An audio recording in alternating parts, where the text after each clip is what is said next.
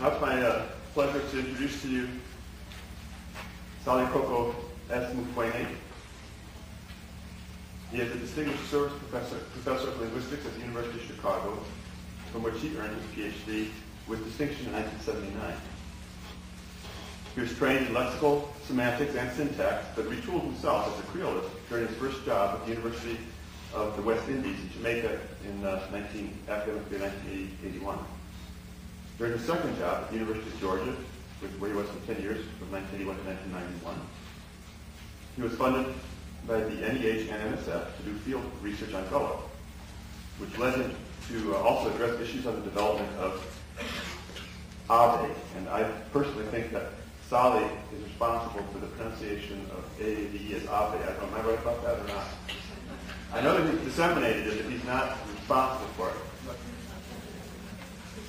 But it has spread. We now have a derivative because CP was talking about Kave for Creole African American vernacular English. Serendipity drove his attention to population genetics and chaos theory, both of which have influenced his macroecological approach to the development of Creoles. This is largely a refinement of his version of the complementary hypothesis which he proposed in 1986.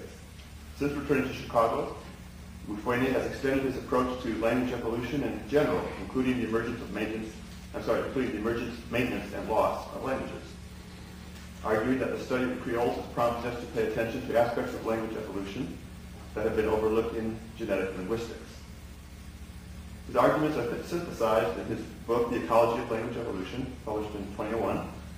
He also collaborated with Robert Choronson to revise his Les Îles des Hommes des Langues, and oversaw its translation into Creolization of Language and Culture, published by Routledge in 2001. He has co-edited a number of volumes, Africanisms in Afro-American Language Varieties, Topics in African Linguistics, African American English, and has been responsible for special issues of journals such as Linguistics and World Englishes. He has authored over 130 essays on various topics. He sees himself as a heretic with eclectic solutions. So before I introduce him, I just want to say one last thing. Sali is one of those people, for me, I don't know if it's the same for you, when you always remember when you first met him. He's got that kind of connection.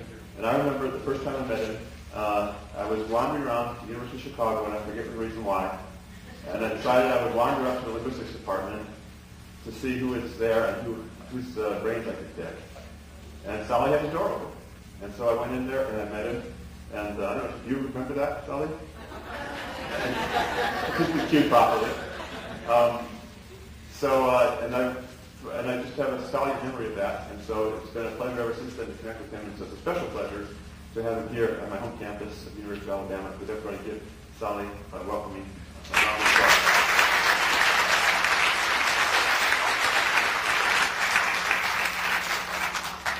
Thank you very much. There's something you should know about this topic. I didn't propose to discuss it. The organizers wanted somebody that could discuss race. And I foolishly accepted the invitation. Just like in a department, you are looking for somebody to teach a course that nobody is enthusiastic to teach. And then after you accept it, you realize you got in a mess. That's literally my situation today. So as I started reading about race, I was reminded of Thank you. As I started reading about race, I couldn't help noticing the connection to ethnicity, and the difference between the two notions isn't quite clear-cut. Today they overlap, as ethnicity is sometimes used as a euphemism for race. And Steve Fenton, for instance, submits the following distinction. Race makes explicit reference to physical or visible difference as the primary marker of difference and inequality. And that is, the determination of race is based on what a biologist would characterize as phenotypes. In the case of ethnicity, according to Fenton, the point of reference of difference is typically cultural, and often the group referred to is other, that is foreign, exotic, minority, to some majority who are presumed not to be ethnic. So in North America, when you are looking for ethnic restaurants, there is no suggestion of Anglo-Saxon restaurants, for example. Or in France, when people start talking about ethnic restaurants, there is no reference to French cuisine. But there might be reference to specific French cuisine like Lyonnais or something from the south. According to Angela James, race is defined in terms of appearance and class rather than ancestry. Ethnicity would thus be associated with ancestry or nation of origin. Incidentally, when you read the colonial history of the United States or of the Americas in general, where people talk about the importation of slaves and so forth, you often come across the term nation. And it's not in the modern sense of nation like Ghana or the Democratic Republic of Congo. Nation stands for ethnic group.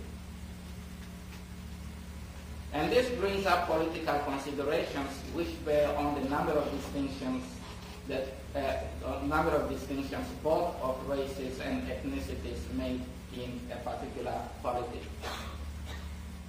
There is a distinction, therefore, between the biological and social notions of race, but biologists and physical anthropologists have given up on trying to define race biologically, because there are no genotypic features that can be used to define race.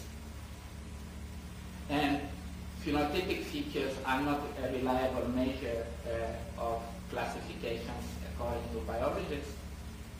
And there can be more genotypic variation among members grouped in the same race than between members of different races. And Cavalli-Sforza finds it more plausible to speak of the human race than to attempt to justify any number of races into which the human population can be categorized. So we are left with a social notion of race which is embedded in social Darwinism, which posits competition and selection among different races and claims the superiority of some over others. And racial distinctions are based on some phenotypes such as complexion, eye or nose shape, size of lips, hair texture, body build, and so forth. Race is also associated with some stereotypic behavioral characteristics in full disregard of socio-ecological influence on populations, like some races being very gifted for mathematics than some others, or some races being more gifted for athletics than some others, and so forth. And racialism is a known tradition in human history, because as you go back to Greek history, the Hellenic Empire or the Roman Empire, you see these distinctions that are also based on race. And wherever you read about slavery of some sort, race is a factor, but it is still that social notion of race. But scientific racism finds a lot of support in the context of colonization, providing justification for the domination of some populations by others, which is the context of colonization of the past 500 years or so. The exclusion of some populations from the benefits of the colonial enterprise, like who counts as a citizen, who doesn't count as a citizen. And exclusion of some populations from citizenship. And for disenfranchising some groups, the kinds of things that have become topics of discussion in North American society over the past couple of centuries.